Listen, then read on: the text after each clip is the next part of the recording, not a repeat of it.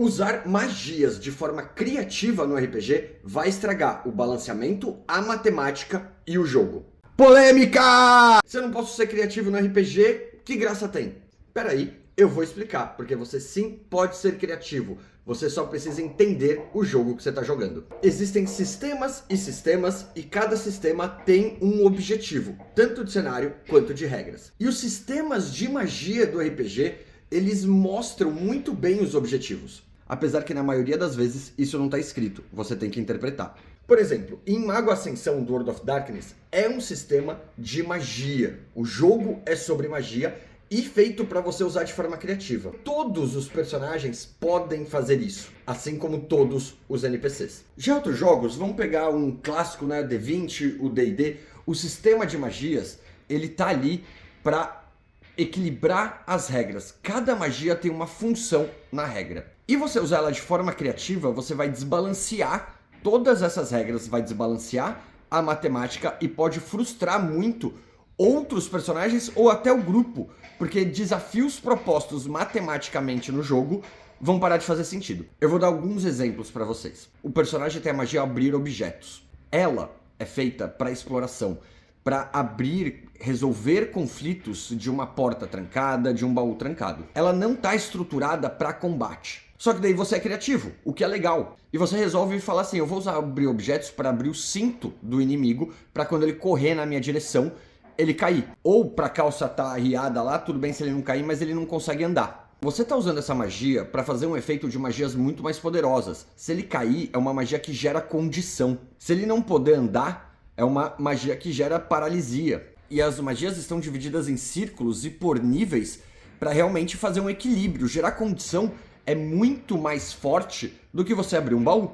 Abrir um baú você faz sem magia com um ladino, de boa. Derrubar alguém e gerar uma condição em combate, um guerreiro faz tendo 2 ou 3 poderes em níveis muito maiores. Então uma magia simples, você usando de forma criativa, está quebrando a matemática. O combate provavelmente vai ficar muito mais fraco.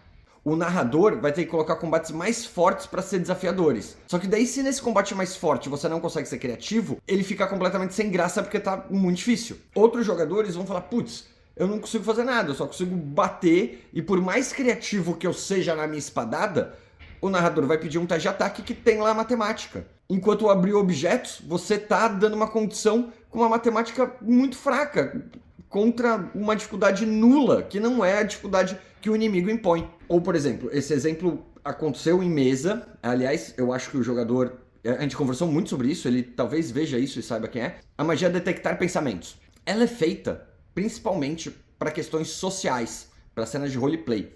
E ele queria usar o detectar pensamentos para prever ações do inimigo. E isso dá um bônus para ele no combate. Talvez uma vantagem, ou poder agir antes, mudar a iniciativa. Percebe como a matemática disso muda muito? Para um guerreiro atacar com vantagem, ele precisa pensar em outras coisas, não é uma magia simples de primeiro círculo ali. O detectar pensamentos não foi escrita para isso. Então muitas vezes quando a gente pega, principalmente sistemas como o D&D, que as magias elas são poderes equilibrados da mesma forma que uma espadada está equilibrada, que não é todo mundo que tem, no momento que você tenta usar ela de forma criativa, você pode desbalancear todo o jogo. Eu lembro que no passado, eu como jogador, o personagem estava num barco e apareceu uma serpente marinha. E eu pirei de usar a magia imitar sons, ilusão menor, sei lá, para fazer o som de uma serpente macho maior, ou fêmea, para atrair, enfim. É legal, é criativo, mas desbalanceia o combate. Porque não é uma magiazinha, um truque que vai derrotar. Se o grupo quer só brincar com a criatividade, fazer, tudo bem, mas saibam que matematicamente vai virar uma bola de neve isso no jogo. E como resolver esse problema? Porque sim, é legal ser criativo, faz parte da parte do roleplay e da contação de história. Mas como fazer isso sem quebrar a parte do jogo do RPG? Uma das formas, que eu não aconselho, que é a mais difícil, é você entender muito da matemática do jogo. E como narrador ficar arbitrando se pode ou não fazer dessa forma criativa. Se uma magia de primeiro círculo ou um truque vai poder gerar uma condição no inimigo. Se você ficar só no achismo e na regra do legal, vai quebrar o jogo. Então você teria que manjar muito da matemática envolvida, o que eu acho que não vale a pena. A outra opção é escolher um sistema que as regras deem suporte para essa criatividade. Como eu dei o exemplo no início do vídeo, Mago Ascensão em vez de D&D. Pô, mas eu gosto da fantasia medieval. E normalmente, a maioria dos sistemas, principalmente D20s, de fantasia medieval, não dão suporte para essa criatividade. A matemática vai quebrar. Porém, existem exceções. E uma das exceções é o Breu, um OSR D20 de fantasia medieval, que ele tem regras para ser criativo com as magias sem quebrar o jogo. Como é de praxe nos D20s clássicos, tem lista de magias, com descrição de cada uma delas, como fazer, qual é a área, qual é o alcance, qual é o dano, o que ela faz no jogo. Porém, o Breu, ele traz a regra de flexibilização de magia. O personagem pode pegar uma magia que ele sabe que ele tem e flexibilizar ela, mudar os parâmetros dela. Seja coisas simples como aumentar duração, aumentar área de efeito, quanto coisas mais complexas. Uma magia que não dá dano, começar a dar dano. Uma magia que não gera condição, começar a dar condição. As regras de flexibilização de magia vão dar passo a passo para você mudar isso. E sempre que o personagem quiser flexibilizar a magia, você vai nesse passo a passo e definir uma dificuldade para ele fazer um teste para essa flexibilização.